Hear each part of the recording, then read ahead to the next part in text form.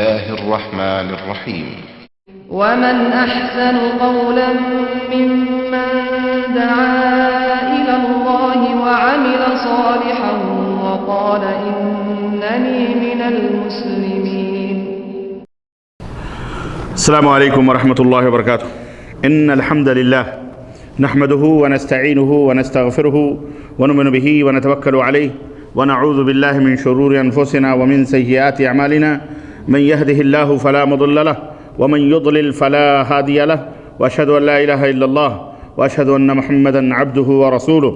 أما بعد فإن خير الحديث كتاب الله وخير الهدي هدي محمد صلى الله عليه وسلم وشر الأمور محدثاتها وكل محدثة بدعة وكل بدعة ضلالة وكل ضلالة في النار. قال الله تبارك وتعالى في كلامه المجيد: يا أيها الذين آمنوا اتقوا الله حق تقاته ولا تموتن إلا وأنتم مسلمون. يا أيها الناس اتقوا ربكم الذي خلقكم من نفس واحدة وخلق منها زوجها وبث منهما رجالا كثيرا ونساء واتقوا الله الذي تساءلون به والأرحام إن الله كان عليكم رقيبا. يا أيها الذين آمنوا اتقوا الله وقولوا قولا سديدا يصلح لكم أعمالكم ويغفر لكم ذنوبكم ومن يطع الله ورسوله فقد فاز فوزا عظيما. وقال تعالى: واعتصموا بحبل الله جميعا ولا تفرقوا. وقال عز وجل: ولا تكونوا من المشركين من الذين فرقوا دينهم وكانوا شيعا كل حزب بما لديهم فرحون. اللهم صل على محمد وعلى آل محمد كما صليت على إبراهيم وعلى آل إبراهيم إنك حميد مجيد. اللهم بارك على محمد وعلى آل محمد كما بارکت علی ابراہیم وعلی آل ابراہیم انک حمید مجید. تمام قسم کی حمد و ثنا، کبریائی اور بڑائی اس اللہ عز و جل کے لیے لائق و زیبہ ہے جس نے ہمیں اور آپ کو پیدا فرمایا، اور بے شبہ درود و سلام اس ذات مبارکہ مطہرہ پر جن کا نام نامی اسم گرامی احمد مجتبیٰ محمد مصطفیٰ صلی اللہ علیہ وسلم. معزز علماء کرام، نوجوان دوستوں، بزرگوں اور بھائیوں، آج بتاریخ 10 جمادی الاولیٰ 1434 ہجری مطابق 22 مارچ سن 2013 عیسوی کے اس 41واں ماہانہ اجتماع میں جو المکتب التعاونی لدعوت والارشاد و توعیۃ الجالیات خفجی کے زیر اہتمام آفس کی اس خوبصورت سی مسجد میں منعقد ہو رہا ہے، اس اجتماع میں، اس اجلاس میں مجھے جس موضوع پر حکم دیا گیا ہے گفتگو کرنے کے لیے، وہ موضوع ہے اصلی اہل سنت کون، یا اصلی اہل سنت کے صفات. اللہ عز و جل سے دعا ہے کہ اللہ تبارک و تعالی اس فتنے کے دور میں ہم سب کو اصلی اور نقلی چیزوں کے درمیان فرق کرنے کی توفیق عطا فرمائے، اور جو چیز اصلی ہو اسے حاصل کر کے اس کے مطابق اپنی زندگی کو سجانے سنوارنے کی بھی توفیق عطا فرمائے. اور اللہ رب العزت ہمیں ہر چیز دنیا کے اندر اور آخرت کے اندر ہر چیز اللہ تبارک و تعالی ہمیں خیر اور شر کے درمیان تمیز کرنے کی توفیق عطا فرمائے، اور دنیا اور آخرت کی ہر خیر اور بھلائیوں سے مالا مال فرمائے. آمین یا رب العالمین. دوستو، وقت بہت ہی قیمتی ہے اور قلیل ہے، اور زندگی یوں بھی ہر ایک کے مختصر ہے، زندگی بھی تھوڑی ہے. یعنی اتنی حسرتیں اور اتنی امیدیں اور اتنی آرزوئیں ہماری ہیں کہ شاید زندگی کی ایک ایک سانس بھی ہمارے لیے ان آرزوؤں کی تکمیل کے لیے نامکمل ہو. ہم ایسے وقت میں زندگی گزار رہے ہیں کہ جب کہ جینا بہت مشکل ہے، مرنا بہت آسان ہے. اور آپ دیکھ رہے ہیں روز بروز مختلف مقامات پر، مختلف ملکوں کے اندر لوگ کس قدر تیزی کے ساتھ خود طبعی موت بھی مر رہے ہیں، بیماریوں نے الگ حملے کیے ہوئے ہیں اس کی وجہ سے بھی مر رہے ہیں، اور کچھ ہماری اپنی ہاتھوں کی کمائیوں کی وجہ سے ہم ایک دوسرے کے دشمن بنے ہوئے ہیں اور ایک دوسرے کو ختم کرنے کی فکر میں کر رہے ہیں، فکر میں لگے ہوئے ہیں. کہیں بم بلاسٹ ہوتا ہے، کہیں ملک آزاد ہونے کے نام پہ لڑائی چالو ہے، کہیں کچھ کہیں کسی کو کچھ پریشانی. الغرض اس طرح سے کہ دنیا اس طرح سے آپس میں دست بگریباں ہیں. اور افسوس کی بات تو یہ ہے کہ کفر ہرگز آپس میں دست بگریباں نہیں ہے. پورے دنیا کے نقشے کے اوپر اگر آپ دیکھو گے تو صرف مسلمان ہے جو آپس میں دست بگریباں ہیں. سمجھ رہے ہیں آپ؟ بڑی حیرت کی بات ہے، یہ بڑی حیرت کی بات ہے کہ سب نہیں. کفر عیش و عشرت کی نیند سو رہا ہے، چین سے اپنے اپنے ملکوں کے اندر آرام سے اپنے جال بچھا کر، اپنے لوگوں کو متعین کر کے، لوگوں کو گمراہ کر کے، ہم ہی لوگوں میں ہمارے دشمن پیدا کر کے آرام سے بے خوف و خطر پڑا ہوا سو رہا ہے. اور ہم دشمن کے انگلیوں پر بالکل اسی طرح سے ناچ رہے ہیں جیسے کہ کٹھ پتلی ایک نچانے والے کی انگلیوں کے اشاروں پہ ناچتی ہے۔ میرے عزیزوں، میرے دوستوں اور بھائیوں، ایسے وقت میں جب کہ اتنا نازک وقت ہے اور اس قدر موت ہم سے قریب ہے، ہم دنیا اگر نہ بنا سکیں اپنی محنتوں سے اور نہ بن سکے تو کوئی حرج نہیں، لیکن کم از کم اللہ رب العزت نے یہ جو زندگی مستعار بخشی ہے، دی ہے، اپنی آخرت تو کم از کم بنا لیں، اپنی آخرت تو سنوار لیں، کیونکہ دنیا تو 50 60 100 70 برس کی ہے، ہم کتنا جی لیں گے؟ مرنے کے لیے ہمیشہ، جیسا کہ میں نے بتایا، بہت آسان ہے، جوانوں کی موت آتی ہے، بڈھوں کی ہی نہیں، بڈھے جو مریض ہیں وہ تو 100 برس کی زندگی پڑے ہوئے رہتے ہیں، لیکن ان کے سامنے ان کے بچے، ان کی اولاد حادثوں کے اور نہ جانے کن کن کی چیزوں کے شکار ہو کر کے ختم ہو جاتی ہے۔ میرے بھائیوں، میرے عزیزوں، دوستوں، اسی لیے یہ مجلسیں منعقد کی جاتی ہیں، اور جب کہ یہ ہر طرف، چاروں طرف آپ سمجھ رہے ہیں کہ مسلمانوں میں بھی فتنے پیدا ہو چکے ہیں، اور یہ فتنے خود دشمنان اسلام کے پیدا کردہ ہیں، اسلامی دشمن قوتوں کے پیدا کردہ ہیں، یہ سبائیوں کی پیداوار یہود و نصارہ کی پیدا کردہ ہے، اور پیغمبر اسلام حضرت محمد الرسول اللہ صلی اللہ علیہ وسلم کے اس فرمان کی روشنی میں کہ جس میں آپ صلی اللہ علیہ وسلم نے فرمایا تھا کہ یہود و نصارہ 71 فرقوں میں بٹے، ستفترق امتی علی 73 فرقہ، میری امت 73 فرقوں میں بٹے گی، کلھا فی النار الا واحدہ، سب کے سب جہنم میں جائیں گے سوائے ایک۔ جب اللہ کے نبی صلی اللہ علیہ وسلم نے یہ پیشین گوئی فرمائی تھی، ظاہر ہے کہ یہ پیشین گوئی ثابت ہونی ہے، اور ہو چکی ہے اور ہو رہی ہے، اور ابھی نہ جانے کب قیامت آئے گی، کب تک نہ جانے کتنے مسلمان کتنے حصوں میں بٹیں گے، لیکن موٹی موٹی ان کی اللہ کے رسول صلی اللہ علیہ وسلم نے فرمایا کہ 72 تو یہود و نصارہ تھے، میری امت ایک ہاتھ ان سے بھی آگے ہوگی، 73 فرقوں میں بٹے گی۔ میرے عزیزوں، کیا آپ جہنم میں جانا چاہتے ہیں؟ بولیے، آپ جنت میں جانا چاہتے ہیں کہ نہیں جانا چاہتے ہیں؟ اور ہم سب جنت میں جانا چاہتے ہیں، اور ہمارے وہ بھائی جو ہم سے لڑتے ہیں وہ بھی جنت میں جانا چاہتے ہیں۔ ہر پارٹی، ہر گروہ جو اپنے آپ کو ہر پارٹی، ہر گروہ اپنے آپ کو جنتی کہتی ہے کہ نہیں کہتی؟ آپ جس جماعت سے تعلق رکھتے ہیں، آپ اپنی جماعت والوں کو جنتی سمجھتے ہیں۔ اسی مسجد کے اندر بیٹھنے میں کئی جماعت کے لوگ بیٹھے ہوئے ہوں گے، وہ اپنی جماعت کو جنتی سمجھتا ہوگا، وہ اپنی جماعت کو جنتی سمجھتے ہیں، وہ اپنی جماعت کو جنتی سمجھتے ہیں، وہ اپنے لوگوں کو جنتی سمجھتے ہیں۔ لیکن کیا، جیسا کہ ابھی آپ نے شیخ محترم ذاکر حفظہ اللہ سے سماعت فرمایا کہ ہر ایک یہ دعویٰ کرتا ہے کہ وہ لیلہ سے مل چکا ہے، لیکن لیلہ اس بات کا اقرار نہیں کرتی کہ اس سے کسی سے ملاقات ہوئی ہے۔ آئیے دیکھتے ہیں کہ قرآن و سنت جو ایک آئینہ ہے، اللہ اور اس کے رسول نے ہمیں دیا ہے، قرآن و سنت آئینہ ہے کہ نہیں آئینہ ہے؟ اور یہ قیامت تک کے لیے الحمدللہ ہمارے لیے آئینہ ہے، موجود ہے۔ یہ دستور، یہ قانون، یہ نظام، عقیدے سے لے کر کے زندگی کے ایک ایک شعبے سے متعلق ہر قسم کی معلومات الحمدللہ قرآن و سنت کے اندر موجود ہیں۔ میں ان دعووں کو جوتوں کی نوک پر رکھتا ہوں جو دعوے یہ کرتے ہیں کہ قرآن و سنت کافی نہیں ہے زندگی کے ہر شعبے کے لیے، اس کی عقل کوری ہے، وہ کور چشم ہے، اس کا دماغ خراب ہے، اس کا ذہن صحیح نہیں ہے، اس لیے وہ قرآن و سنت کے اوپر یہ اتہام لگاتا ہے۔ لیکن ہم اہل السنہ والجماعہ ہیں، ہمارا یہ عقیدہ ہے کہ قیامت تک کے لیے جو بھی دور آئے، قرآن ہر دور میں الحمدللہ بہترین رہنمائی کرنے کے لیے اور انسانیت کے لیے بہترین رہنمائی کرنے والی کتاب موجود ہے، اور شریعت مطہرہ الحمدللہ انسان کی رہنمائی کرنے کے لیے تیار۔ ہماری سمجھ میں وہ باتیں نہیں آتی۔ بہرحال تمہید میں زیادہ لمبی نہیں کرنا چاہتا، آپ کو بہت قریب کرتے ہوئے آج کے اس درس میں، آج کے اس اجتماع میں میں آپ کو وہ بات بتاؤں گا جو آپ کو جنت میں لے جانے والے ہو۔ آپ کو اصلی اہل سنت، میں نے لفظ اس لیے استعمال کیا کہ لفظ اہل سنت جو ہے یہ ایک ایسا لفظ ہے جسے دیکھو وہی استعمال کرتا پھر رہا ہے، سر سے لے کر پیر تک شرک اور بدعات کی غلاظتوں میں سسکیاں لے رہے ہیں، لیکن اپنے آپ کو اہل سنت کہتے ہوئے ان کے حلق نہیں سوکھ رہے۔ انہیں آئینہ بھی دکھایا جاتا ہے لیکن اتنے ڈھیٹ اور اتنے بے شرم ہو چکے ہیں کہ استغفر اللہ، انہیں ذرا بھی غیرت نہیں آتی۔ انہیں بتایا جاتا ہے کہ آپ اہل سنت ہیں تو ذرا اپنے نٹ بولٹ صحیح کر لیجئے، اپنے راستوں کو درست کر لیجئے، سنت کا راستہ یوں جاتا ہے، سنت کا راستہ یوں نہیں جاتا ٹیڑھ میں، پھر بھی ان کی سمجھ میں نہیں آتا۔ عوام بیچارے اپنے علماء کے تابع ہیں، علماء شیطان، یا ایھا الذین آمنوا ان کثیرا من الاحبار والرہبان لیأکلون اموال الناس بالباطل، اللہ نے فرمایا اے ایمان والو، بہت سارے عبادت گزار اور بہت سارے علماء لوگوں کا مال حرام طریقے سے کھاتے ہیں۔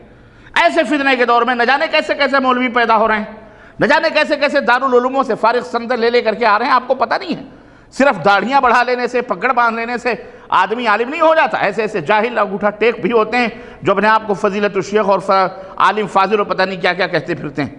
اس لیے میرے عزیزو، یہ فتنوں کا دور ہے، یہ فتنوں کا دور ہے. اس فتنے کے دور میں ہر چیز گل میں، گلشن میں، نسیم سحری میں، بلبلو دیکھ لو کہ گھات میں صیاد نہ ہو. ہر جگہ شیطان، ہر لباس میں، جیسا کہ اللہ رب العزت نے اس نے وعدہ کیا تھا، لَأَقْعُدَنَّ لَهُمْ صِرَاطَكَ الْمُسْتَقِيمَ. اے بار الہ، تو نے مجھے گمراہ تو کیا ہے، لیکن ایک بات سن لے کہ میں تیرے صراط مستقیم پر بیٹھوں گا، ضرور بضرور بیٹھوں گا.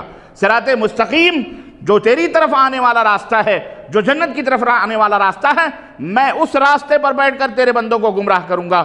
ان کے دائیں سے، ان کے بائیں سے، ان کے آگے سے، ان کے پیچھے سے، ان کے نیچے سے، ہر طرف سے آ کر کے میں انہیں گمراہ کروں گا. یاد رکھ، یہ شیطان بھی اللہ رب العزت سے وعدہ لے کر کے آیا ہے. اب ایسی صورت میں ہم اور آپ کتنی مصیبتوں میں ہیں، آپ اندازہ لگا لیں. میں یہ نہیں کہتا کہ میں مصیبت میں نہیں ہوں، آپ بھی مصیبت میں، ہم بھی مصیبت میں ہیں، لیکن آپ کے تعلق سے یا اور لوگوں کے تعلق سے میری مصیبت تھوڑی کم ہے.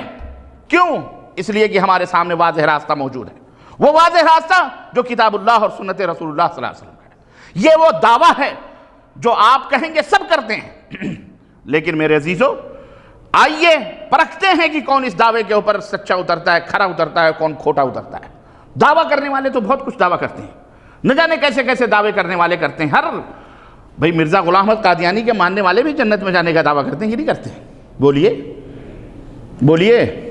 بہائی بھی اور جتنے بھی فرقے ہیں اسلام کی طرف منسوب ہیں، سب اپنے آپ کو جنت الفردوس میں جانے کا دعویٰ کرتے ہیں، سب اللہ رسول کی باتیں کرتے ہیں.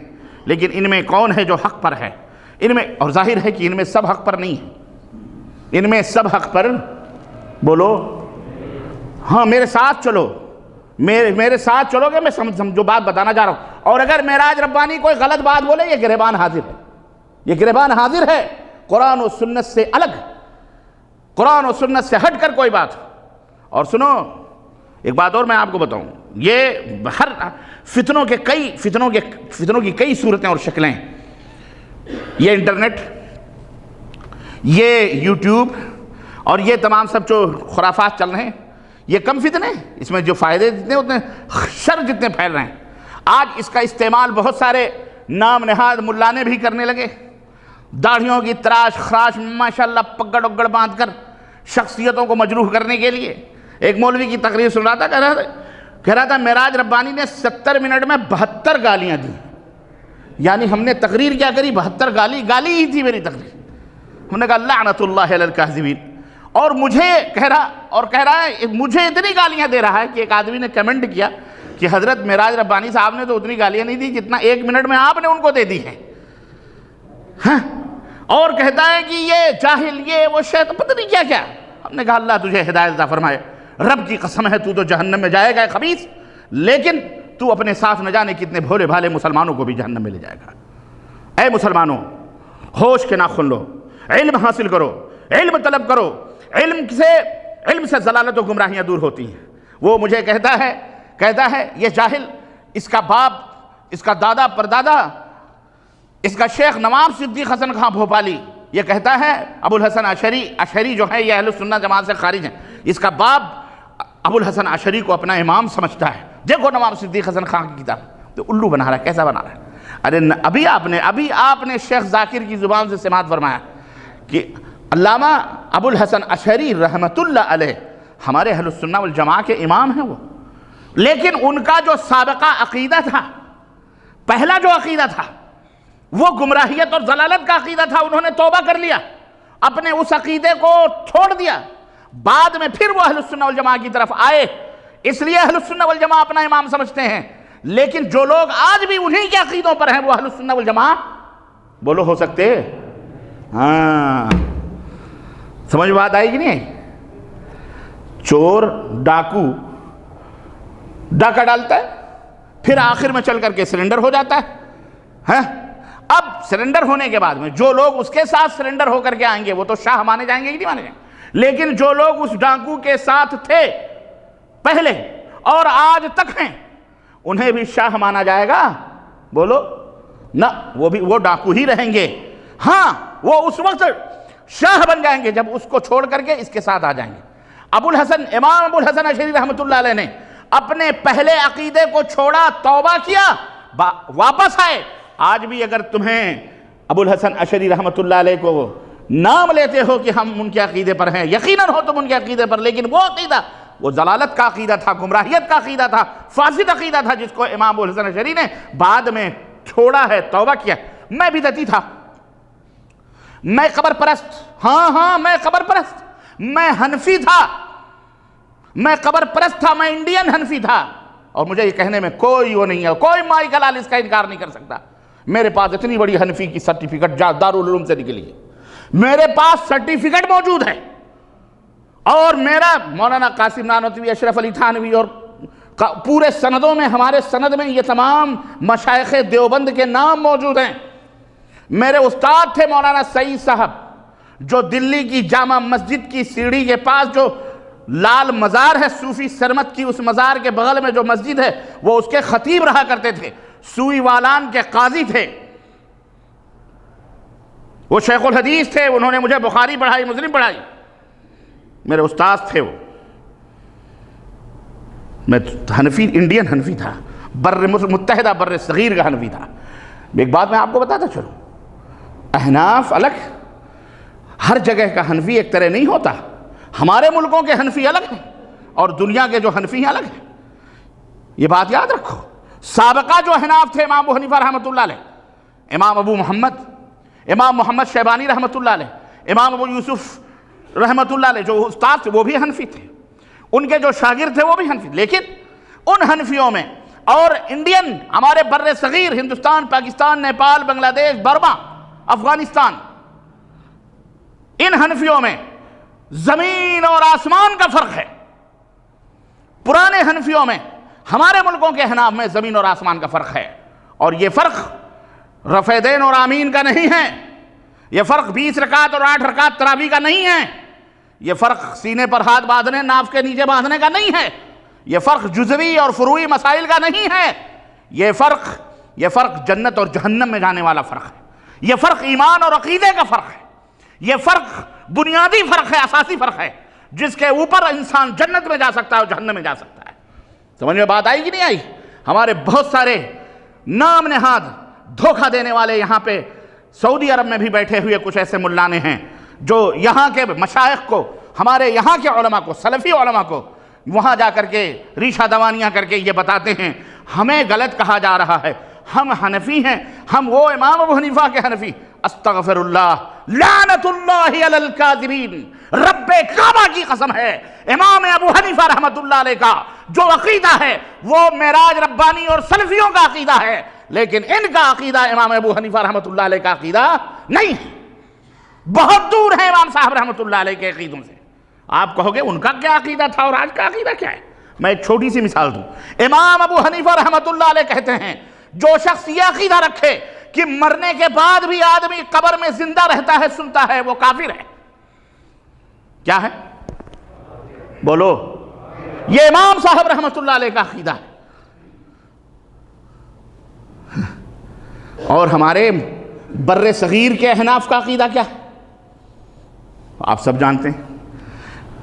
کوئی نہلاتے ہوئے انگوٹھا پکڑتا ہے، کوئی مرنے کے بعد نہلایا جا رہا ہے تو کہے لگا رہا ہے، کوئی دفن کیا جا رہا ہے قبر میں تو اس کو ٹک سے آنکھیں کھول رہا ہے، کہا تو کیسے زندہ ہو گیا؟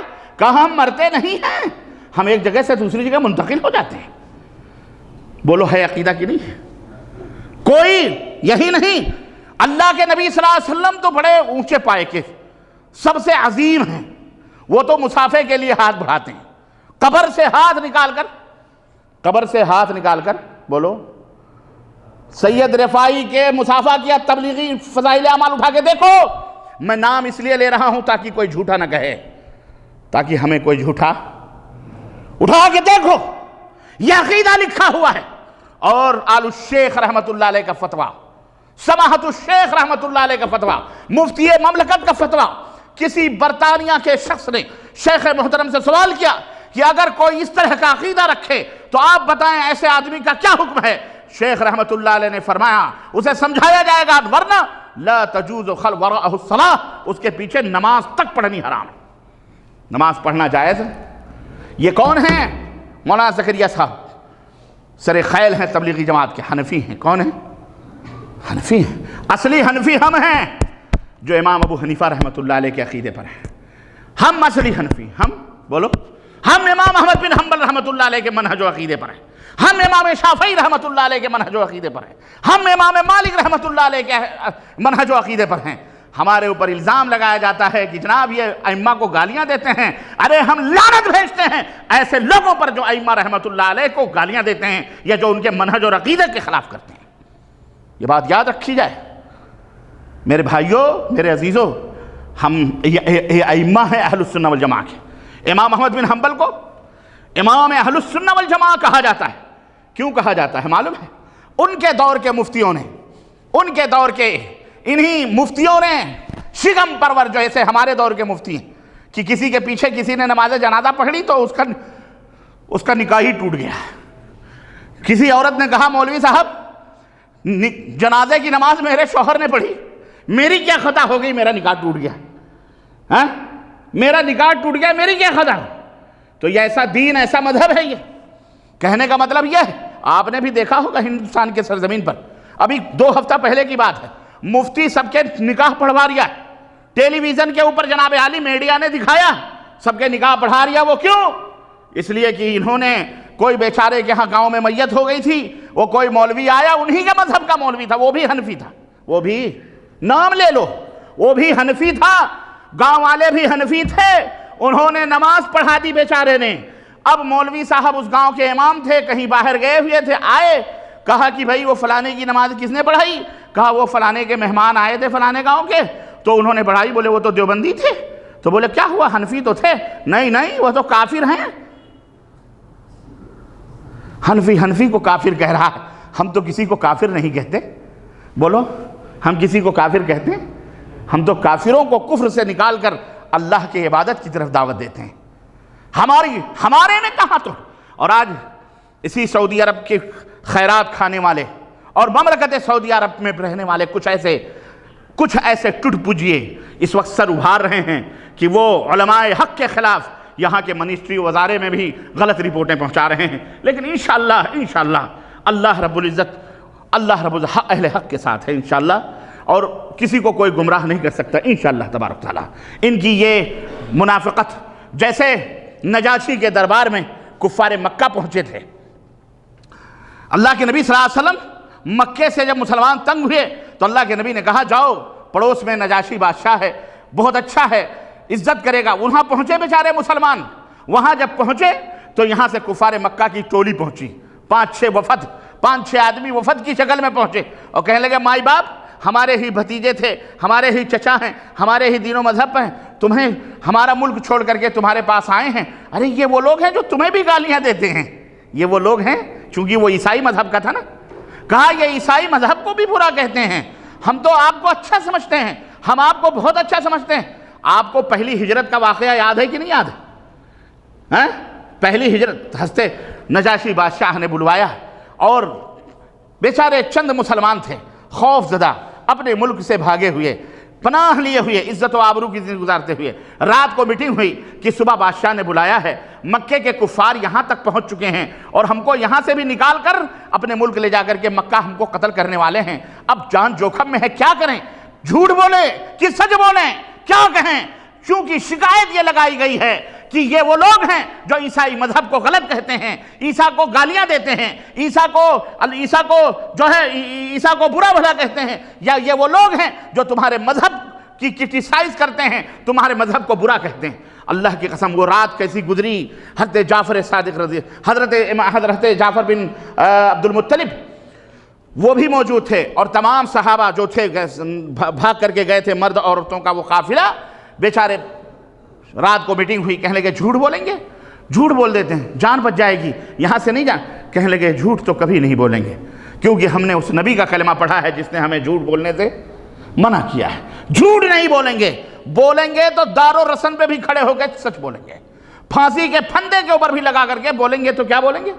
سچ بولیں گے، جھوٹ نہیں بولیں گے، اور معاملہ اللہ کے ہاتھ میں ہے، جو چاہے گا اللہ تعالیٰ کرے گا، بولیں گے تو سچ بولیں گے، بھلے اس ملک سے نکال دیے جائیں، بھلے مکہ جا کر کے ہمیں قتل کر دیا جائے، لیکن جھوٹ کبھی نہیں بولیں گے۔ چنانچہ صبح ہوئی، صبح کا سورج نکلا، خوف زدہ ڈرے ہوئے، لیکن اللہ رب العزت سے جو ڈرتے ہیں وہ کسی اور سے دل میں وسوسے دغدغے تھے، لیکن اللہ کے اوپر توکل کرتے ہوئے نجاشی کے دربار میں پہنچے۔ یہ ان کے اپنے رشتہ دار بھی کفار مکہ بیٹھے ہوئے ایک طرف، یہ بھی پہنچے، ہاں دیکھو یہ آئے ہیں۔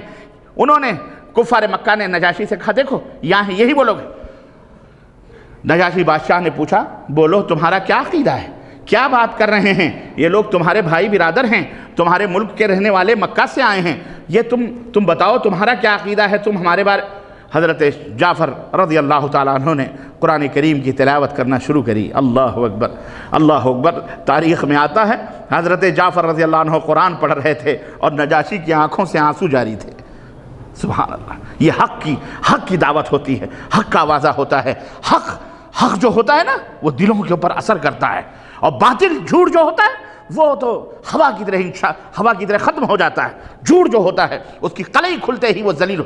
نجاشی بادشاہ نے کہا یہ تو بڑے پیارے لوگ ہیں، ان کے نبی تو بہت اچھی دعوت دے رہے ہیں، ان کا قرآن سنا ہم نے، ان کا قرآن تو سورہ مریم، اللہ اکبر، حضرت عیسیٰ کی تعریف، مریم کی تعریف، سب کی تعریف، ان کے ہاں تو ہمارے عقیدے سے کوئی مخالفت۔ اللہ اکبر، فوراً ذلیل و رسوا کر کے ان کو بھگایا گیا۔ میری آواز سننے والے ظالموں، اگر تم نے ہماری بھی یا ہمارے اہل حق علماء کی یا کسی کی بھی شکایتیں کہیں پہنچائی ہیں، رب کعبہ کی قسم ہے انشاءاللہ تمہیں بھی اسی طرح ذلیل و رسوا ہونا پڑے گا انشاءاللہ تبارک و تعالی۔ تمہیں اگر دنیا کے کسی گوشے میں پناہ مل گئی، اللہ تمہیں کبھی پناہ نہیں دے گا۔ کیوں؟ اس لیے کہ ہم جانتے ہیں کہ تمہاری حقیقت کیا ہے۔ تم وہ نہیں ہو جو دنیا کے سامنے ظاہر کر رہے ہو، تم یہودیت زدہ لوگ ہو، عقائد اور اعمال تمہارے یہودیانہ بھی ہیں، بلکہ ان سے بھی بدتر ہیں، یہ میں دعویٰ کر کے ثابت کر سکتا ہوں۔ میرے بھائیوں، اس طرح سے دنیا کو گمراہ کیا جاتا ہے۔ ہم کہتے ہیں ہم اہل سنت ہیں، آؤ ہم بتاتے ہیں تقدیر کیا ہے۔ اہل سنت بنو، ٹناٹن بنو، پختہ بنو، مضبوط بنو۔ حضرت امام ابو حنیفہ رحمۃ اللہ علیہ سنت، حضرت امام احمد بن حنبل امام اہل السنہ والجماعہ، حضرت امام شافعی امام اہل السنہ والجماعہ، حضرت امام مالک امام اہل السنہ والجماعہ، امام بخاری امام مسلم، سارے ائمہ الحمدللہ، اور امام ابن تیمیہ، امام ابن قیم، اور اس آخری دور میں امام محمد بن عبد الوہاب رحمۃ اللہ علیہ۔ یہ وہ ائمہ ہے، سلسلہ ہے ائمہ خدا کا، جنہوں نے دودھ کا دودھ اور پانی کا پانی الگ کر کے دنیا کے سامنے رکھا۔ تو امام احمد بن حنبل رحمۃ اللہ علیہ کو بھی امام اہل السنہ کیوں کہا جاتا ہے؟ اس دور کے مفتیوں نے، اسی طرح کے مفتیوں نے نام نہاد مسلمان بن کر کے مفتیوں نے کہا یہ کافر ہو چکے ہیں، یہ قرآن کو کہتا ہے کہ قرآن مخلوق نہیں ہے۔ قرآن کریم اس دور کا فتنہ تھا جس میں بڑے بڑے ائمہ پھسل گئے۔ انہوں نے کہا ہاں مائی باپ درباری ملا، کہنے لگے ہاں قرآن مخلوق ہے، مخلوق یعنی جیسے ہم مخلوق ہیں ایسے قرآن کریم ہے۔ امام احمد بن حنبل رحمۃ اللہ سے پوچھا، کہنے لگے قرآن اللہ کا کلام ہے اور اللہ کا کلام مخلوق ہو سکتا؟ اللہ اکبر، اللہ اکبر۔ پوری دنیا امام اہل السنہ امام احمد بن حنبل رحمۃ اللہ علیہ کے پیچھے بادشاہ کے دربار میں بلایا گیا مناظرے کے لیے۔ ہاتھوں میں زنجیریں ہیں، پیروں میں بیڑیاں ہیں، جکڑے ہوئے بادشاہ کے دربار میں پہنچایا جا رہا ہے۔ کس کو؟ امام احمد بن حنبل رحمۃ اللہ علیہ کو۔ دروازے کے باہر ایک خلق کثیر ہے، فیصلے کا دن ہے، بڑے بڑے درباری ملے مفتی سندیں لیے بیٹھے ہوئے، طرح امام احمد بن حنبل رحمۃ اللہ علیہ۔ گیٹ بند ہوا، گیٹ کے دروازے پر جب گیٹ کے اوپر پہنچے، تاریخ کے اندر آتا ہے کہ ایک ڈاکو چور حضرت عبداللہ بن احمد بن حنبل اپنے باپ کے منہ سے اس آدمی کے لیے بڑی دعائیں سنتے تھے، کہتے تھے کہ اللہ اس آدمی کے اوپر رحم فرمائے، اس فلاں کے اوپر رحم فرمائے، فلاں کے اوپر رحم فرمائے۔ تو صاحب زادے کہتے ہیں کہ میں نے اپنے ابا سے پوچھا کہ ابا حضور آپ جب دیکھو اس آدمی کے اوپر رحم کی دعا کرتے ہیں، وہ تو بہت بڑا ڈاکو تھا، چور تھا، لیکن آپ اس کے اوپر اتنی رحمت کی دعا کیوں کر رہے ہیں؟ حضرت امام بن حنبل نے کہا بیٹے اس نے مجھے جو بات اس دن بتائی تھی، جس دن میں بادشاہ کے دربار میں پیش ہوا تھا اور مناظرے کے لیے پیش ہوا تھا، فیصلے کا دن تھا، حق اور ناحق کے فیصلے کا دن تھا، اس دن اس نے مجھے بادشاہ کے دروازے پر کھڑے ہو کر کے میرا ہاتھ پکڑ کر کے اس نے کہا احمد بن حنبل یہ پوری جمع غفیر تیرے پیچھے کھڑی ہوئی ہے، دیکھ میں چور بدماش، میرے ہاتھ کاٹے گئے، میرے ہاتھ کٹے، لیکن میں نے اپنی چوری نہ چھوڑی، آج تک میں چوری کرتا ہوں، کسی بھی بادشاہ کے میں نہیں ڈرا، میں آج بھی چوری کرتا ہوں۔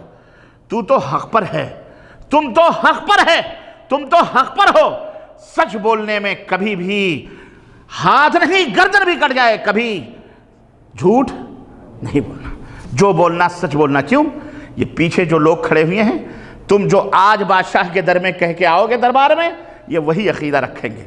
اللہ اللہ اللہ۔ امام احمد بن حنبل کہتے ہیں اس کی اس بات نے مجھے تقویت دی، ہمت دی، قوت دی کہ ایک بدماش، ایک چور جب اپنے برائی پر اٹل رہ سکتا ہے اور اڑ سکتا ہے، اس کے ہاتھ بھی کاٹے گئے، اس کی بھی پرواہ نہیں، میں تو صداقت پر ہوں، سچائی پر ہوں، میری گردن بھی چلی جائے تو مجھے اس کی پرواہ نہیں ہے۔ دربار میں پہنچے، بادشاہ نے کہا، لوگوں نے بھی کہا، احمد بن حنبل، ارے ہم بھی کہتے ہیں، یہ دیکھو بڑے بڑے مفتی ہیں، یہ دیکھو بڑے بڑے شیخ الحدیث، یہ دیکھو بڑے بڑے محدث نام نہاد بیٹھے ہوئے ہیں، یہ بھی کہتے ہیں کہ قرآن مخلوق ہے، تم بھی کہہ دو، جان بچ جائے گی، بادشاہ سلامت معاف کر دیں گے۔ اللہ اکبر۔ امام احمد بن حنبل نے کہا، مجھے اپنی جان کی پرواہ نہیں ہے، تنہ تنہا احمد بن حنبل کے روح کی جان کی پرواہ نہیں ہے۔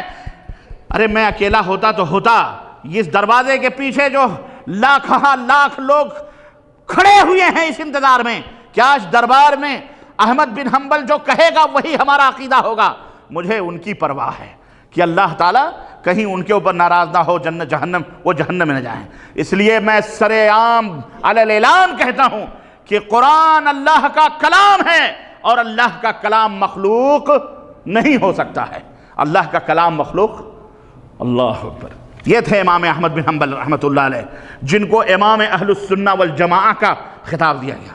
بہت سارے ائمہ تو نہ جانے کہاں کہاں پھسل گئے، انہوں نے بھی کہہ دیا بعد میں، توبے تلے کیے، انہوں نے بھی نہ جانے ارجیہ مرجیہ کے عقیدے رکھے، توبے تلے کیے، وہ بات الگ ہے، وہ ایک ہسٹری ہے، ایک تاریخ، میں اس میں نہیں جانا چاہتا، لیکن عرض کرنے کا مطلب یہ ہے کہ امام اہل السنہ کا خطاب جسے ملا وہ امام احمد بن حنبل رحمۃ اللہ علیہ، امام اہل السنہ والجماعہ۔ تو یہ جتنے ائمہ ہیں ہمارے، یہ سب اہل السنہ والجماعہ ہیں، ہمیں بھی چاہیے کہ ہم انہی کے نقش قدم پہ چلیں، یہ سلف ہیں ہمارے۔ اہل سنت کس کو کہتے ہیں؟ اہل مانے والا، اور سنت کس کو کہتے ہیں؟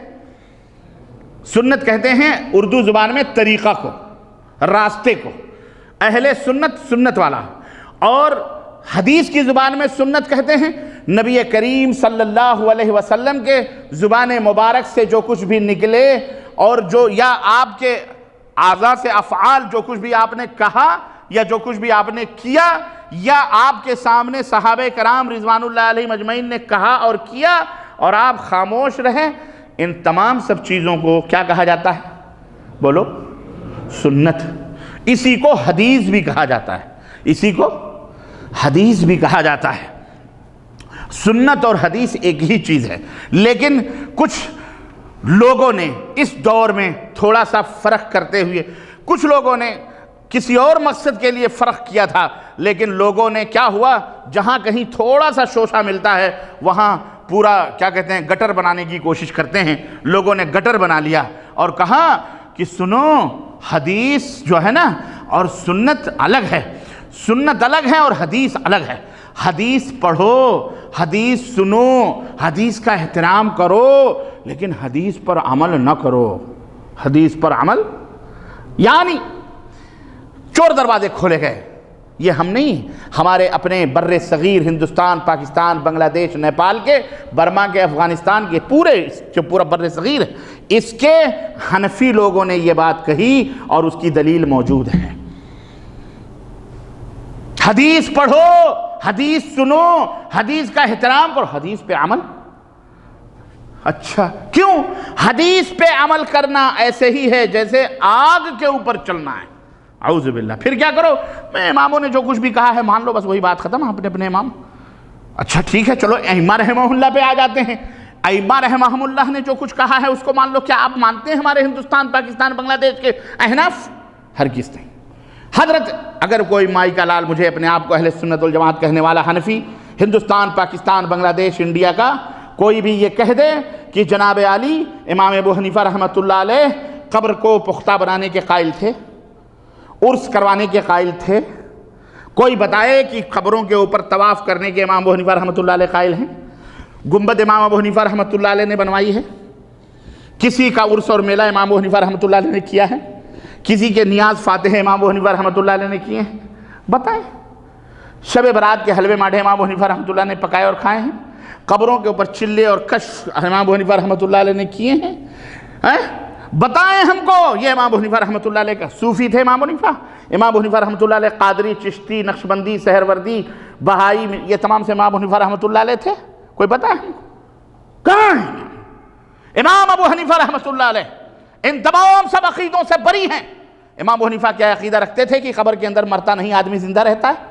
بولو، وہ تو کہتے ہیں جو یہ عقیدہ رکھے وہ کافر ہے۔ آج ہمارے یہاں کہا جاتا ہے کہ رسول اللہ صلی اللہ علیہ وسلم اپنی قبر میں ویسے ہی زندہ ہیں جیسے دنیا میں زندہ تھے، دنیاوی زندگی۔ اور بعض حنفیوں نے اپنی کتابوں میں لکھا، ملفوظات اعلیٰ حضرت امام احمد رضا خان صاحب بریلوی حنفی ہیں، اور جو انہیں کوئی مائی کا لال ہمارے ملک میں حنفیت سے خارج کر کے دیکھے اور پھر اپنی گردن سلامت دیکھ لے تو میں جانوں۔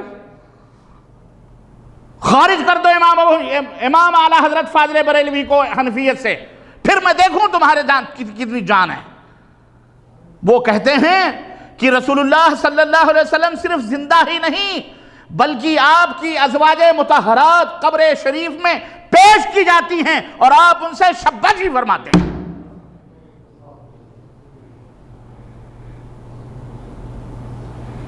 یہ امام ابو حنیفہ رحمۃ اللہ علیہ کا عقیدہ تھا۔ بولیے، جواب دیجئے مجھے۔ میں آپ سے نہیں مانگتا، میں ان جھوٹے مکار اور عیار جب و دستار کے جھوٹوں سے جو اپنے آپ کو مولوی کہتے ہیں، میں ان سے جواب مانگتا ہوں۔ مجھے بتاؤ، یا تو امام احمد رضا خان صاحب کو بریلویت اہل سنت والجماعت سے خارج کر دو، دیکھو پھر نتیجہ کیا ہوتا ہے۔ مولانا اشرف علی صاحب تھانوی ان کے حنفیوں کے امام ہیں ہندوستان میں کہ نہیں؟ سارے حنفی کی میں بات نہیں کر رہا، صرف بر صغیر کے ہندوستان، پاکستان، بنگلہ دیش، نیپال، بورما، افغانستان کے حنفیوں کی میں بات کر رہا ہوں۔ یہ بات یاد رکھو۔ ان اور دوسرے ملکوں کے حنفیوں کے عقیدے وہ نہیں ہیں۔ علامہ احسان الہی ظہیر رحمۃ اللہ علیہ فرماتے ہیں کہ ہم گئے، وفد گیا پاکستان سے بغداد،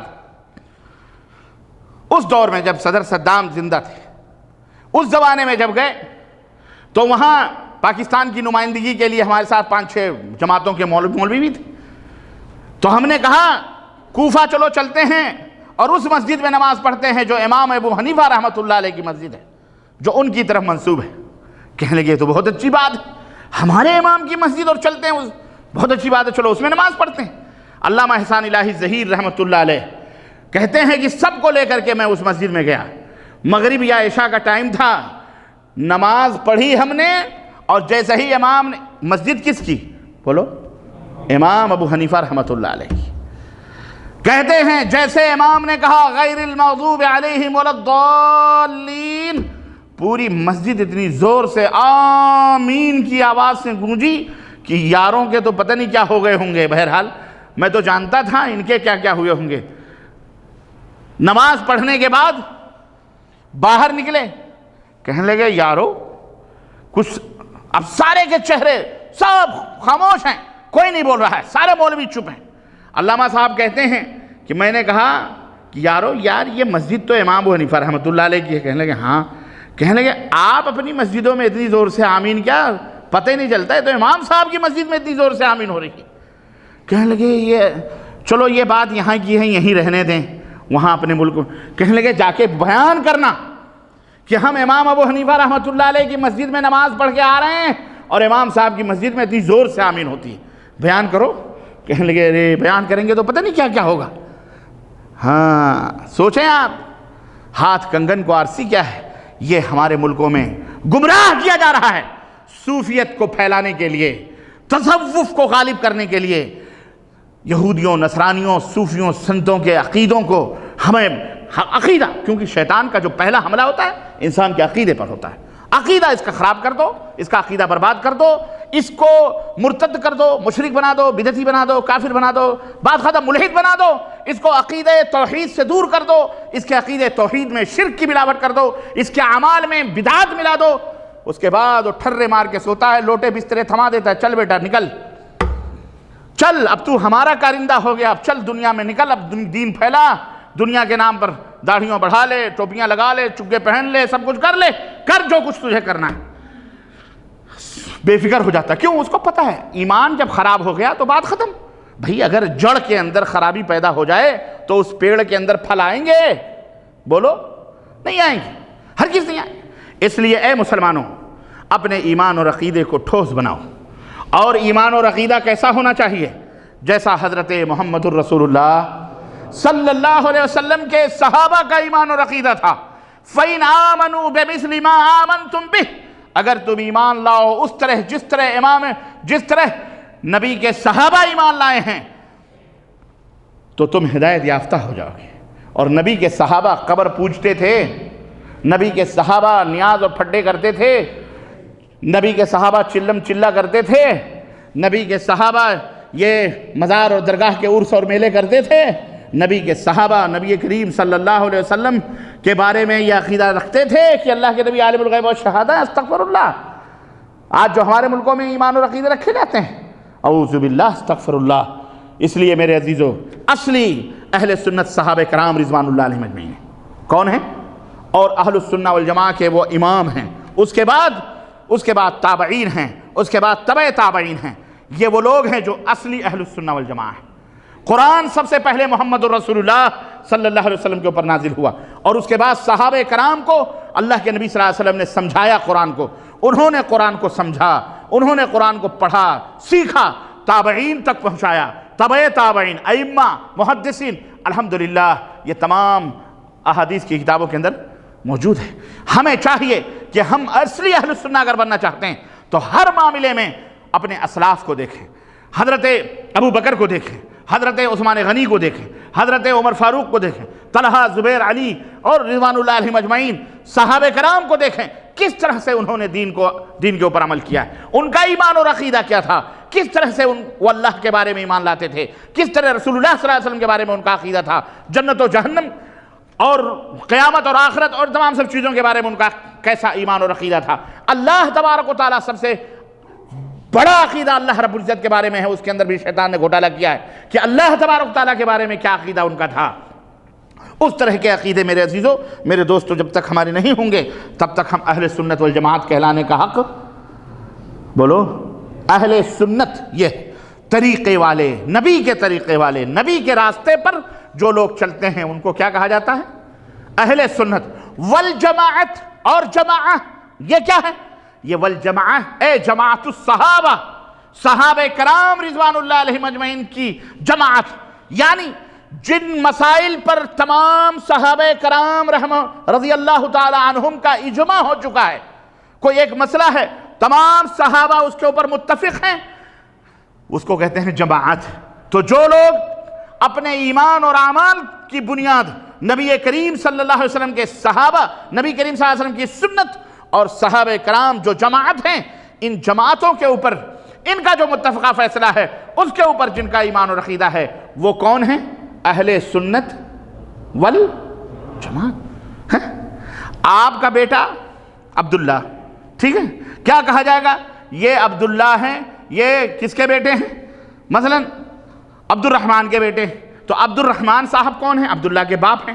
بیٹے کیوں؟ بھائی انہی کے نسل سے ہیں، انہی کے گھر میں پیدا ہوئے، انہی سے ان کا رشتہ ہے، انہی سے ان کا تعلق ہے، کیونکہ یہ ان کی فرما برداری کرتے ہیں، انہی کے ساتھ رہتے ہیں، انہوں نے پالا پوسا ہے۔ آپ اہل سنت والجماعت کہلانے کا حق رکھیں گے جب آپ کا ایک ایک عقیدہ، ایک ایک عمل، ایک ایک اخلاق، ایک ایک کردار سنت رسول صلی اللہ علیہ وسلم کے تابع ہوگا۔ نبی کریم صلی اللہ علیہ وسلم کوئی بھی عمل ہو، مثال کے طور پر قرآن خوانی ہمارے ملکوں میں رائج ہے کہ نہیں رائج ہے؟ ہمارے ملکوں کے سارے ملک سے مراد میری، پھر میں کہتا ہوں، ہندوستان، پاکستان، بنگلہ دیش، بورما، افغانستان، نیپال، یہ سارے ملک ہمارے ملک، قرآن خوانی ہمارے ملکوں کے حنفی لوگ کرواتے ہیں کہ نہیں کراتے؟ بولیے، سارے حنفی کرواتے ہیں۔ فاتحہ دلاتے ہیں کہ نہیں دلاتے؟ سارے حنفی دلاتے ہیں، کرتے نہیں ہیں، فاتحہ دلائی جاتی ہے، فاتحہ دی نہیں جاتی، مولوی بھی اپنا فاتحہ اپنے گھر میں نہیں دیتا، دلائی جاتی، فاتحہ دی ہے دلائی جاتی، یہ بھی بڑے بڑے نقطہ ہے بہرحال۔ آئیے یہ دیکھتے ہیں کہ کیا رسول اللہ صلی اللہ علیہ وسلم کے زمانے میں یہ قرآن خوانی جاری تھی جو آج ہمارے ملکوں کے اندر مروجہ سپارے جمعرات کو ٹوپیاں لگا کر کے سپارے پڑھتے ہیں؟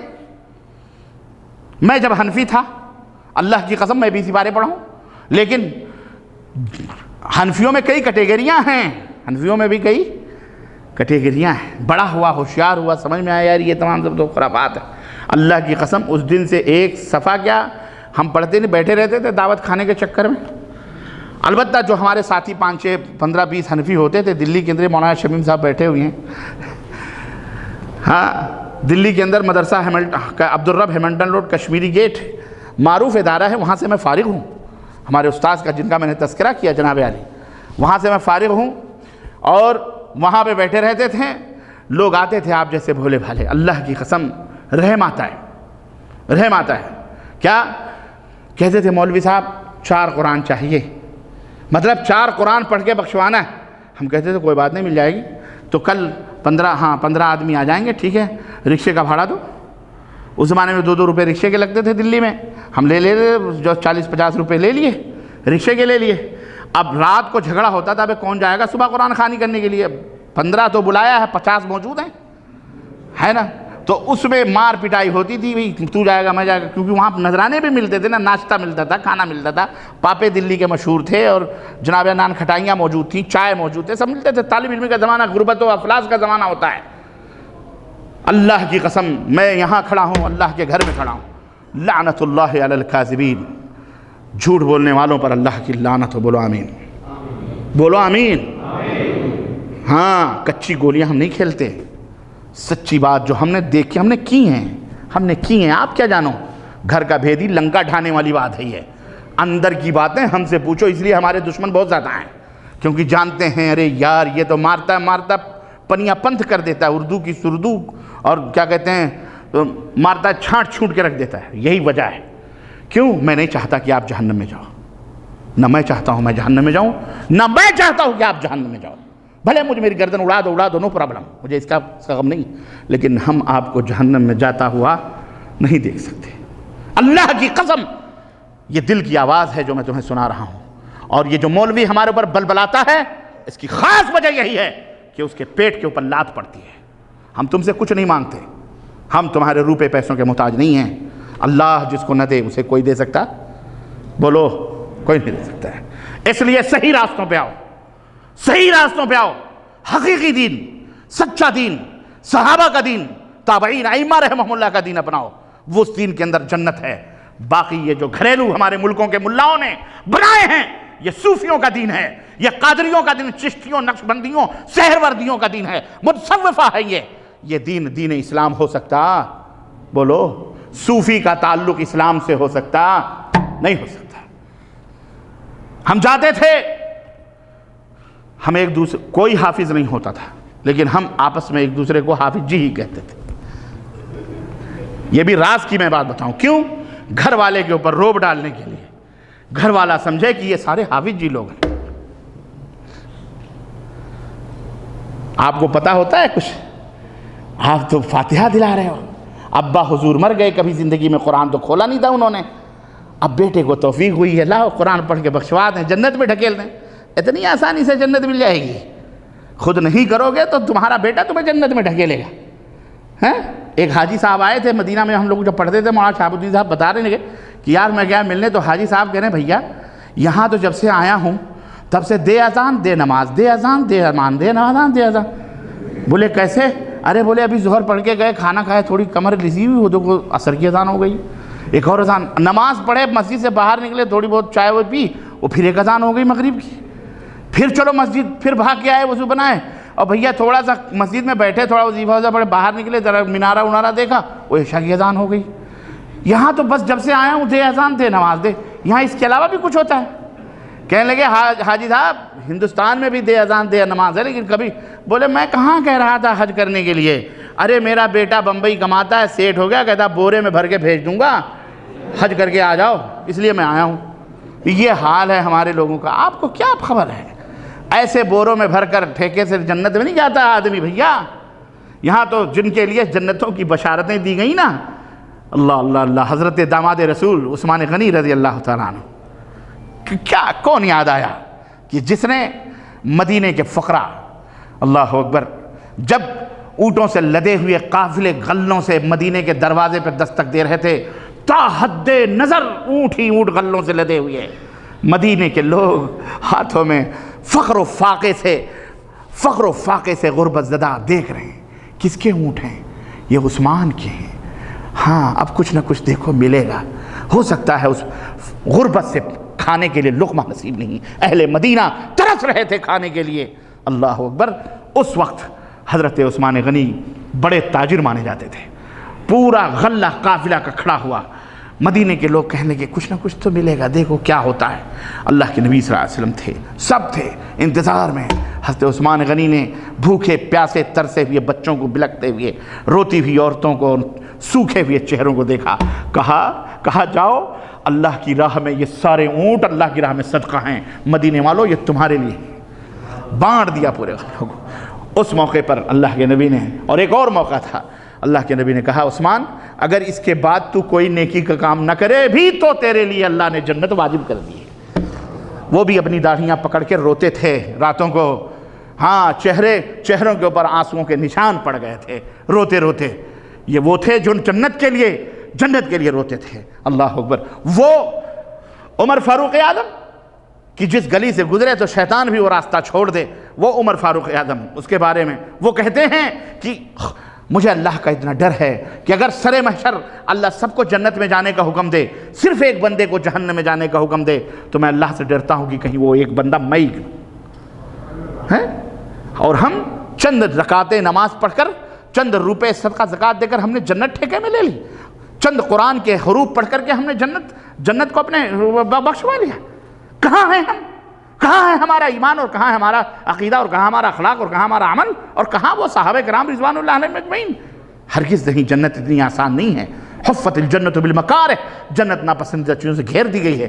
میرے عزیزو، میرے دوستو، ہمارے اسلاف ایسے نہ تھے جیسے کہ آج ہم اپنے آپ کو تصور کرتے ہیں۔ سنو، یہ تھے اللہ کے رسول صلی اللہ علیہ وسلم کے صحابہ کرام۔ تو ہم کو چاہیے کہ ہم جنت پہ یہ جو چند حروف پڑھوا کر، خود نہیں دوسروں سے قرآن خوانی کروا کر کے، اور ہم اپنے ماں باپ کو جنت، خود آپ ماں ہیں باپ ہیں تو خود پڑھیے قرآن کو، خود پڑھیے قرآن کو، خود اپنے نام اعمال کے لیے اس کو رکھیے۔ آپ کے نام اعمال میں ایک ایک لفظ لکھے جائیں گے، ایک ایک حرف کے بدلے 10 نیکیاں، یا آپ کے ایمان اور عقیدے کے حساب سے اللہ جتنا چاہے گا اتنا دے گا۔ عرض کرنے کا مطلب خود پڑھیے، یہ آپ کو فائدہ دے گا، دوسروں کا پڑھا ہوا آپ کا فائدہ۔ ہم جاتے تھے پڑھواتے تھے ایسے ہی، ہم ایک دوسرے کو کبھی بھی ایک صفحے کیا، بس وہ ایک صفحہ کھلا لیتا، پرچے پلٹتے تھے، گھڑی دیکھتے تھے، کیسے ہی 8 بجے تو وہ کہتے ہاں بھائی ہو گیا، ہاں یا میرا ہو گیا، جو 5 پارے ہو گئے، چل میرا پڑھا لے۔ وہ اس کا پڑھاتا، ایک صفحہ چل پلٹ حافظ جی تھے نا، یا مارتے تھے۔ رب ذوالجلال کی قسم ہے، وہ گھر والا بیچارہ بازار میں نان کھٹائیاں خرید رہا ہوتا، پاپے، چائے، اس کی بیوی، ہاں اٹھ کر کے بیچارے ناشتوں کا انتظام ہو گیا۔ اچھا حافظ جی ہو گیا، ہاں بھائی ہو گیا، کیا کرنا ہے؟ ہماری بیوی کی طبیعت خراب ہے، ہمارے بچوں کی طبیعت خراب ہے، اللہ سے دعا کر دیجئے۔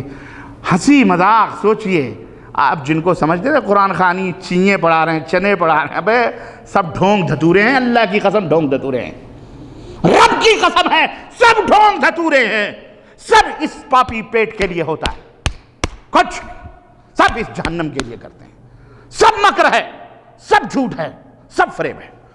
کوئی اتنی لمبی داڑھی رکھے یا بہت صوفیائیت کا دھن، وہ سب سے بڑا عیار ہے، وہ سب سے بڑا مکار ہے۔ یاد رکھو، ہم اندر کے بھیدی ہیں، اندر کے دیکھ کے آئیں، کر کے آئیں، دیکھ کے نہیں۔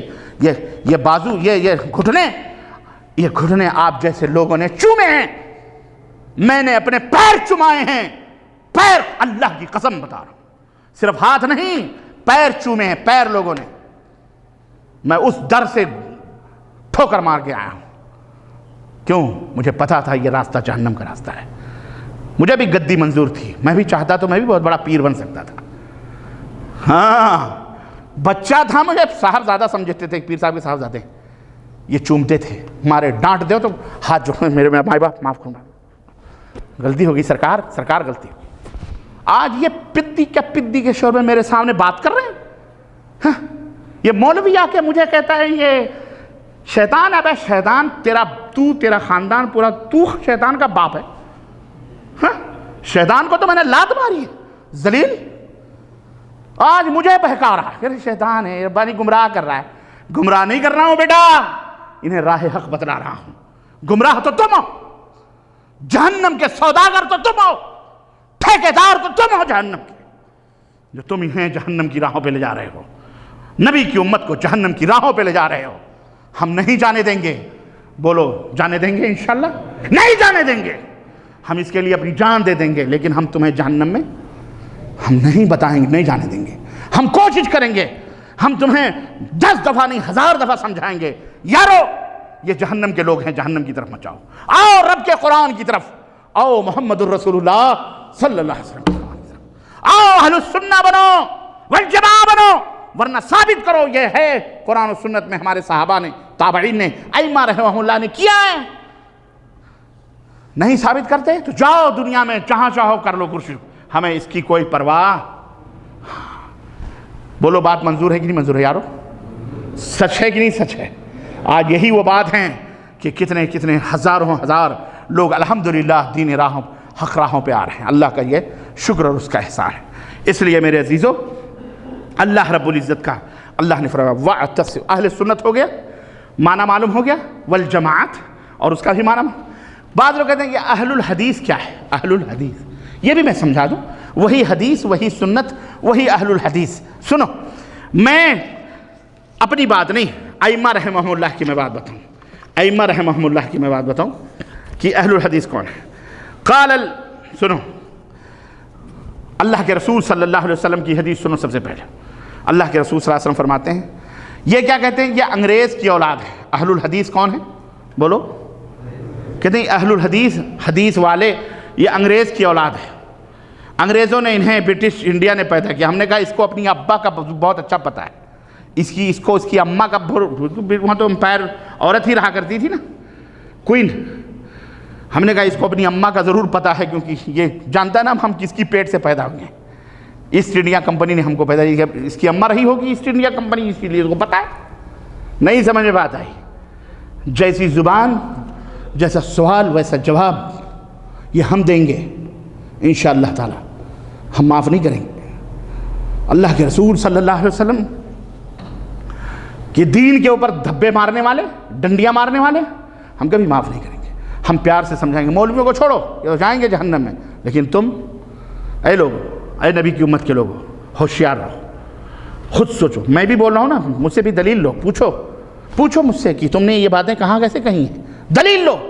دلیل دیتا ہوں تو ٹھیک ہے، باعزت ہوں، دلیل نہ دوں تو ذلیل ہوں۔ وہ ذلیل ہے جو دلیل نہ دے، جو بے دلیل بات کرے وہ ذلیل ہوتا ہے، جو با دلیل اور با برہان بات کرے وہ اللہ کا دوست ہوتا ہے، وہ نبی ہوتا ہے، رسول ہوتا ہے، سلف صالحین ہوتے ہیں، صحابہ ہوتے ہیں، تابعین، ائمہ ہوتے ہیں، جو دلائل سے بات کرتے ہیں، اہل حق ہوتے ہیں، وہ دلائل سے بات کرتے ہیں۔ شیاطین دلائل سے بات، ہاں ان کے پاس دلیل نہیں ہوتی۔ سنو، اللہ رب العزت فرماتا ہے، اللہ کے رسول صلی اللہ علیہ وسلم فرماتے ہیں، لا تزال طائفة من امتی ظاہرین علی الحق لا يضرهم من خذلهم حتى يأتي امر اللہ، رواہ مسلم۔ امام مسلم اس حدیث کے راوی کہتے ہیں، نبی کریم صلی اللہ علیہ وسلم فرمایا کہ میری امت میں ایک طائفہ، ایک جماعت، ایک گروہ، ظاہرین علی الحق، حق کے اوپر غالب ہے، حق کو مضبوطی کے ساتھ پکڑے رہے گی، لا يضرهم من خذلهم، جو ان کی برائیاں کریں گے، جو انہیں گالیاں دیں گے، جو ان کی مخالفتیں کریں گے، ان کی وہ مخالفتیں ان اہل حق کو کوئی نقصان پہنچا۔ آج سوچ لو، ہمارے ہندوستان، پاکستان، بنگلہ دیش، بورما، افغانستان، نیپال کے اندر کس کی مسجدوں کو ڈھائے؟ کسی بھی اہل حدیث نے کسی کی مسجد کو ہاتھ نہیں لگایا۔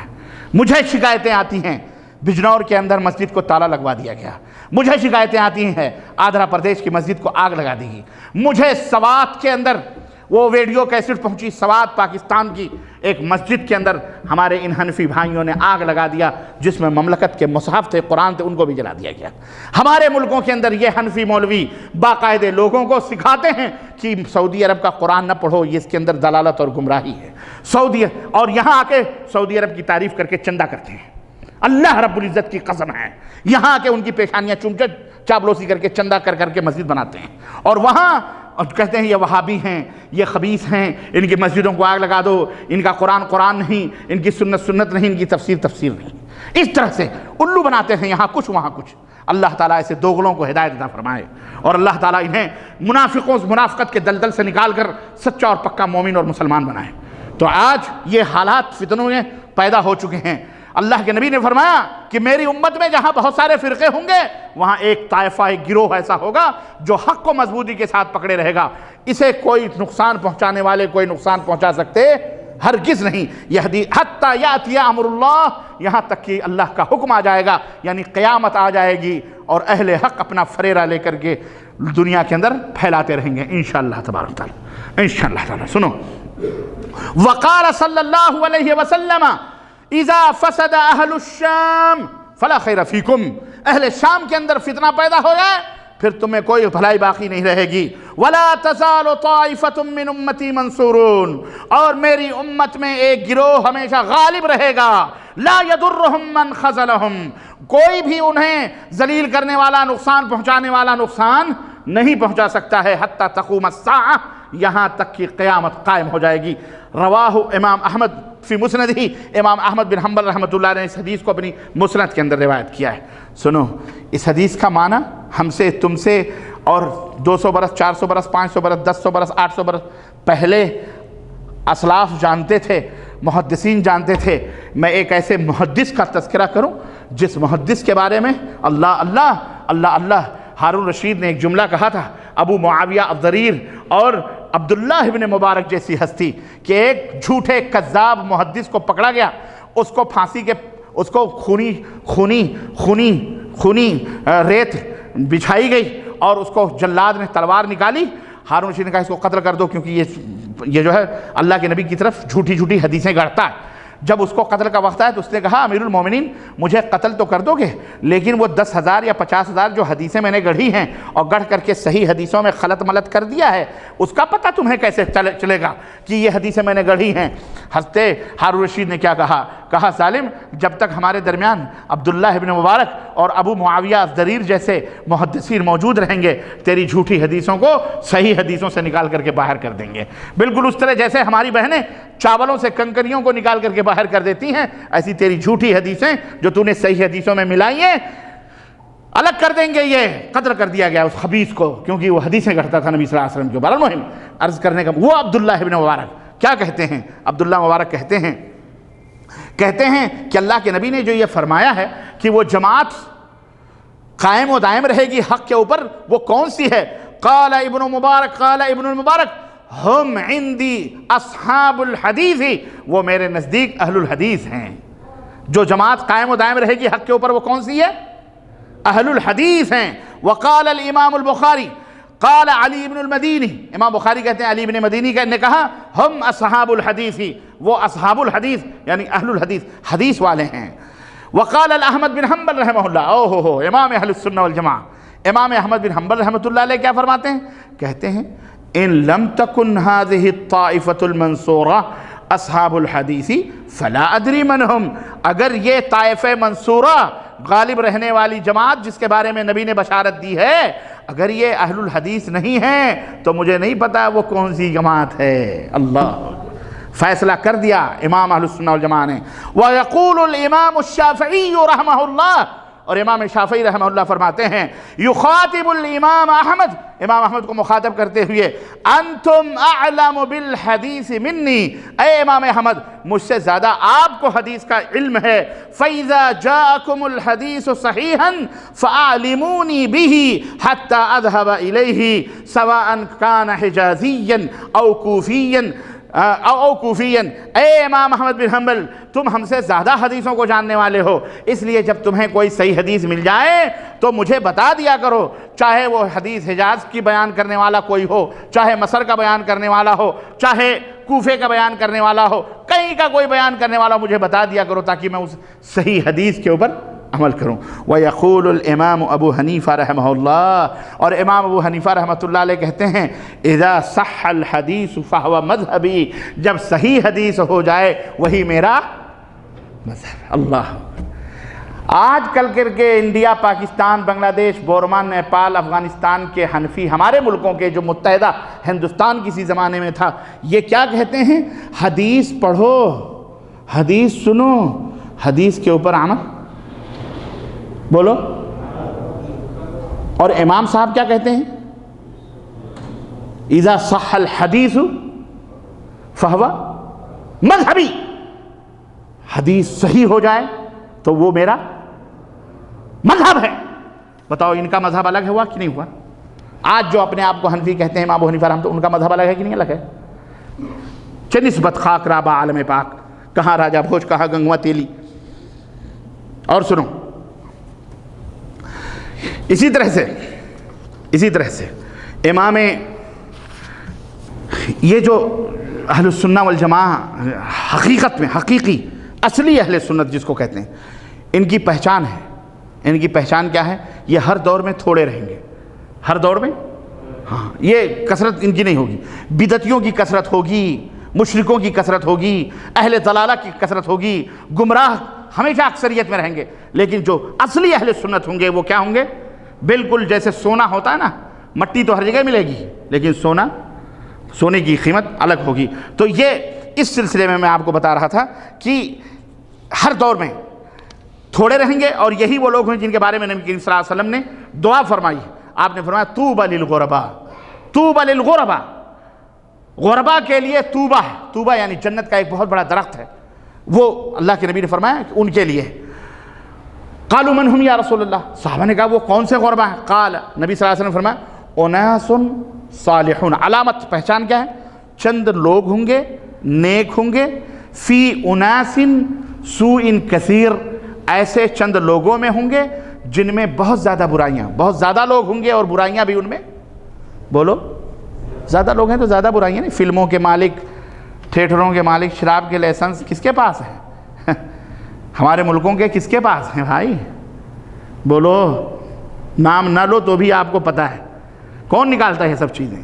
ہاں خیر، اللہ کے نبی فرماتے فی اناس سوء کثیر، بہت برے لوگ، بہت زیادہ برے لوگ ہوں گے، ان میں چند نیک لوگ ہوں گے۔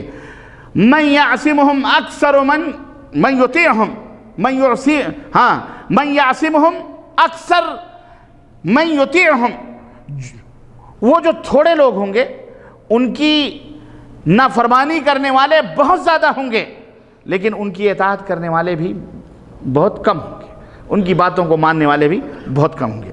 اور اسی طرح سے اللہ تبارک و تعالیٰ نے قرآن کریم میں بھی یہی بات فرمائی ہے، کیا؟